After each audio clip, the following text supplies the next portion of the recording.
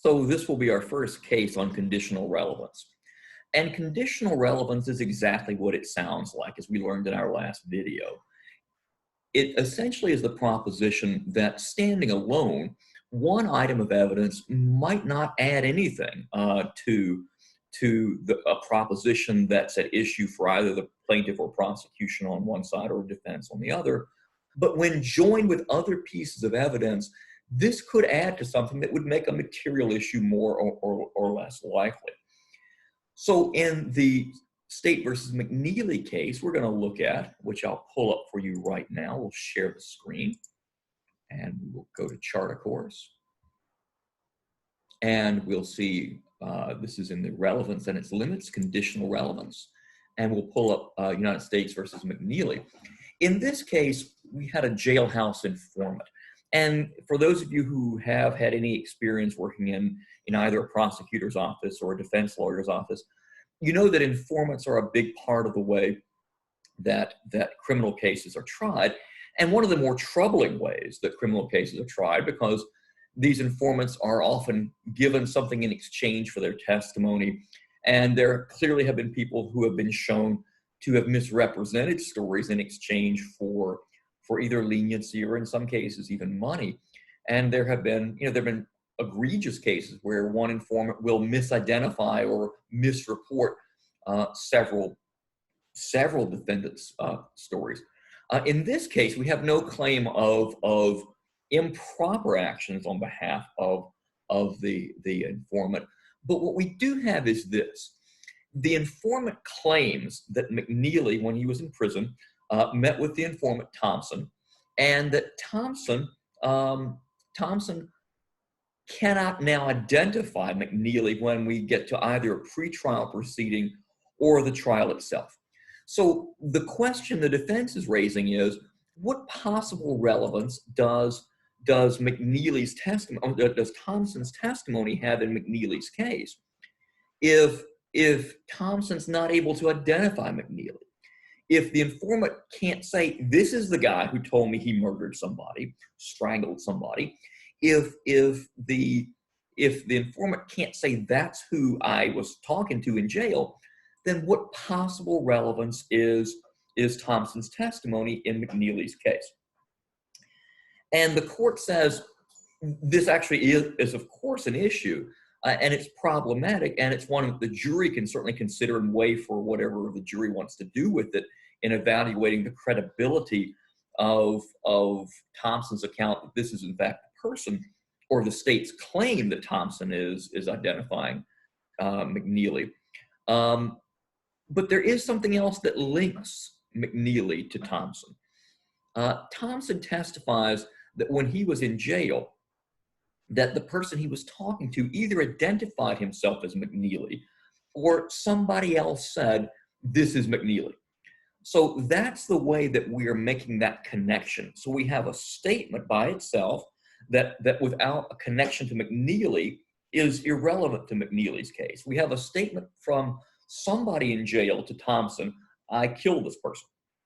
And then we've got to connect it to McNeely, or that statement has nothing to do with anything relevant to this trial. The way you do that typically would be that Thompson would say, and that's the guy. That's the person who told me this story, but he can't do that. Part of the reason he can't do that, the good guy story on this is that McNeely's appearance has changed since he was in jail. But whether McNeely's or whether Thompson's story is legit, and that this really is McNeely he's talking about or not, the purpose that we're looking at right now in this case is, or the purpose for which we're looking at this question in this case is, can we connect the statement that Thompson remembers hearing in the jail with McNeely?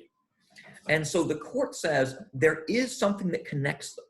And that connection is Thompson's statement that the person he was talking to either identified himself or was identified by others as McNeely. So you have two separate pieces of evidence. You have the introduction of the person as McNeely, and you have the statement itself. And you have to believe both of them for the statement to have any relevance. But that's the nature of conditional relevance. We look at two separate things and use them in conjunction to show that they are part of this trial, that they relate to an issue that is of consequence to the litigation. The government in this case could have gone further and shown that McNeely and Thompson were incarcerated at the same facility and in the same cell or in the same cell block at the same time. That would have further enhanced, and that would have further offered items that were of conditional relevance. I mean, that would be a classic example of something that would be of conditional relevance. The prosecution seeking to introduce evidence that McNeely and Thompson were cellmates. What possible relevance would that have, unless we were trying to show that the person that Thompson is referring to is actually McNeely? That would be another piece of evidence that would be conditionally relevant. That would then take this other piece of evidence that is conditionally relevant, namely the statement, and make it relevant. So again, this is just one of two examples we'll look at in the videos of something where by itself, and it's important to understand why that's true in this case, by itself, the statement is not relevant because we don't know who it came from. It could have come from McNeely. It could have come from another cellmate or person on the cell block with Thompson. It's only by connecting the statement to McNeely that it actually then becomes relevant to this litigation. So we have to admit separate pieces of it, which taken together would make them all relevant. And how well that's been done, of course, is a question for the jury.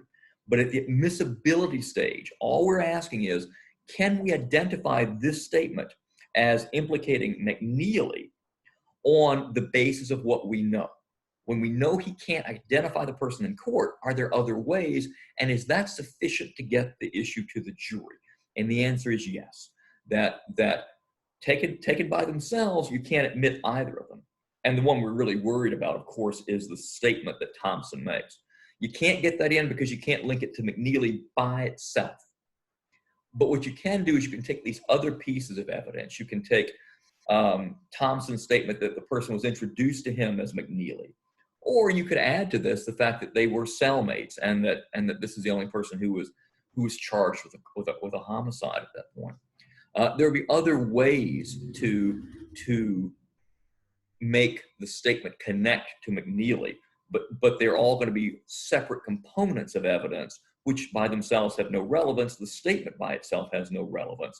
Combined, each of these now reinforces the others and makes them all relevant. And that's the nature, that's the essence of conditional relevance.